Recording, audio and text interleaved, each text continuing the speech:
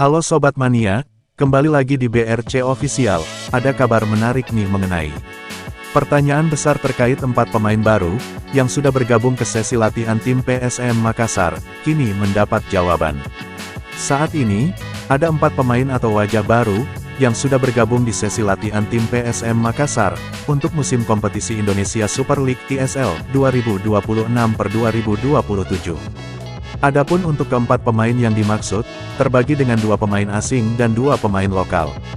Mereka adalah Nenad Lalik dan Stefan Jeftoski, untuk nama asing serta Agung Manan dan Nur Hidayat. Soal keempat pemain ini, manajer tim PSM Makassar, Muhammad Nur Fajrin, memastikan soal statusnya masih menunggu. Ia menyebut, tim PSM ke depan akan menyampaikan secara langsung, dan resmi, terkait status 4 pemain ini. Nanti kita akan sampaikan secara resmi, kata Fajrin. Terkait kemungkinan ada masalah, termasuk masalah administrasi atau yang lainnya. Fajrin menegaskan tidak ada masalah sama sekali. Untuk status pemain ini, memang masih harus menunggu. Karena menurutnya ini masalah timing dan masih menunggu keputusan. Enggak, administrasi semua tidak ada masalah, tuturnya. Hanya memang murni masalah timing, dan sisi evaluasi teknis tim kepelatihan, terangnya. Sebelumnya, jelang berlangsungnya musim kompetisi Super League 2026/2027, PSM Makassar bisa dikatakan memang masih senyap. Tidak sama dengan tim-tim lainnya, yang sudah mengumumkan pemain-pemain barunya.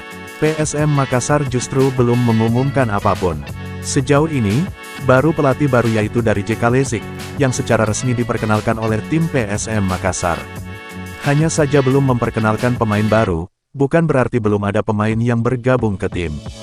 Sekitar kurang lebih seminggu, PSM Makassar menggelar sesi latihan, sudah ada wajah atau nama baru yang bergabung. 4 pemain ini, terpantau sudah ikut di sesi latihan tim PSM Makassar, yang terdiri dari 2 pemain lokal dan 2 pemain asing.